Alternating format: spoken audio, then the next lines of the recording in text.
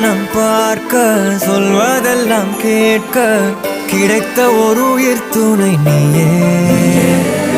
என் சிரிப்பில் பாதி என் துயரில் பாதி பகிர்ந்து நீ அருந்துகிறாயே.